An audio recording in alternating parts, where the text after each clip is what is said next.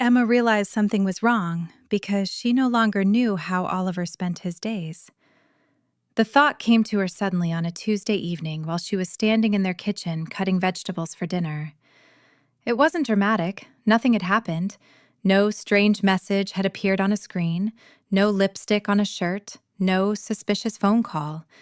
Just a simple question entering her mind without warning.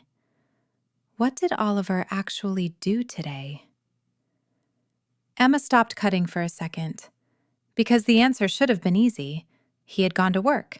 He had meetings, probably coffee at some point, maybe lunch. But when she tried to picture his day, she realized she couldn't. Not really. Years ago she could have. She used to know ridiculous details.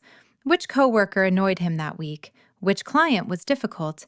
Who forgot birthdays? Who made terrible jokes during meetings? Oliver used to come home and tell her everything. Not because the details mattered, because she mattered. She used to know the shape of his days. Now she knew schedules, not life. At first, Emma dismissed the thought immediately. People changed, life became busy, relationships settled. That happened. But once the thought appeared, it stayed. Over the next few days, she started noticing things she hadn't noticed before. Oliver still kissed her goodbye before work, still texted her during the day, still asked if they needed groceries, still sat beside her on the couch every evening. Everything looked normal. But lately, whenever he came home, he seemed finished. As if conversations had already happened somewhere else. As if some invisible version of his day had already been unpacked before reaching her. Emma started thinking about how different things used to be. During their first years together, Oliver would walk through the apartment door and immediately start talking before even taking off his shoes. Sometimes he would complain about traffic, sometimes about coworkers, sometimes about things so meaningless that Emma couldn't even remember them now. She remembered him standing in their kitchen once, holding 2 grocery bags while passionately explaining why someone at work had made coffee with salt instead of sugar by accident. He had laughed so hard he could barely finish the story. Emma remembered laughing too, mostly because Oliver laughed. Back then, their evenings had felt crowded somehow. Not physically crowded, full. Now, dinner happened with the television quietly playing in the background. Now, Oliver sometimes scrolled through his phone while eating. Now, conversations ended faster. Not because they fought, because there seemed to be less arriving with him. One Thursday evening, Oliver walked into the apartment smiling at his phone. Not smiling strangely, not secretly, just naturally. Emma looked up from the couch. What happened? Oliver looked at her. For a second, he seemed confused. Then his expression changed. Oh, nothing. Emma frowned slightly.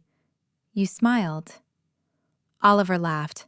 Oh, Sophie sent something funny from work. Emma nodded. Sophie. Emma had heard the name before. New project manager. Funny, organized, very direct. Oliver had mentioned her several times over the last couple of months. Not excessively, not enough to stand out, at least not before. Now, Emma suddenly realized something uncomfortable. She knew Sophie liked terrible coffee. She knew Sophie hated early meetings. She knew Sophie had a dog that destroyed furniture. Emma knew all of this. But she couldn't remember the last time Oliver had told her something equally small about himself. That realization stayed with her. Then another memory surfaced. 3 weeks earlier, Emma had asked Oliver how his presentation at work had gone. Oliver had looked surprised. Then he said, "Oh, it was good." Just that. Emma remembered staring at him afterward, because normally there would have been more. Some story, some complaint, some detail. Instead, the conversation had simply ended. At the time, she thought he was tired. Now she wondered something else. maybe she wasn't the first person hearing those stories anymore. The thought made her uncomfortable immediately. Not because she thought Oliver was cheating, because strangely, that wasn't what it felt like. It felt quieter than that, harder to explain. A few days later, another memory came back unexpectedly. Emma had sent Oliver a funny video during lunch a month earlier. Normally, he would reply immediately. Instead, he answered almost 2 hours later. "Sorry, meeting." That evening, while sitting together on the couch, Oliver suddenly laughed at something on his phone. Emma had asked, "What?" Oliver smiled and turned the screen toward her. It was the same video she had sent him earlier, except Sophie had sent it. At the time, Emma remembered smiling and saying, "Apparently she has good taste." Oliver laughed. Nothing felt strange then. Now it did. Days later, they attended a small gathering at Oliver's office. Emma almost didn't go, but Oliver asked, so she went.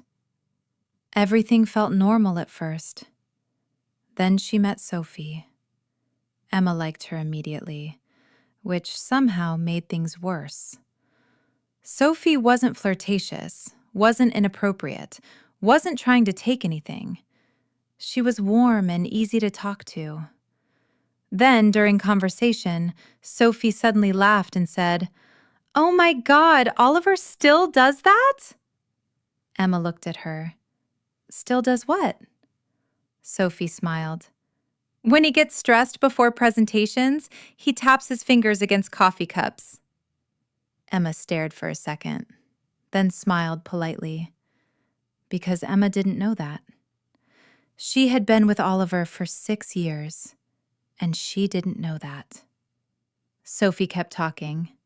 "He says he doesn't even realize he's doing it." Oliver looked down immediately. Not guilty, uncomfortable, just uncomfortable. And suddenly, Emma felt something inside her shift. Because the problem wasn't that Sophie knew something personal. The problem was that Emma didn't. Later that night, they drove home quietly. Oliver asked whether she had enjoyed herself. Emma said yes. Then silence filled the car again. She watched lights pass outside her window, watched reflections move across the glass.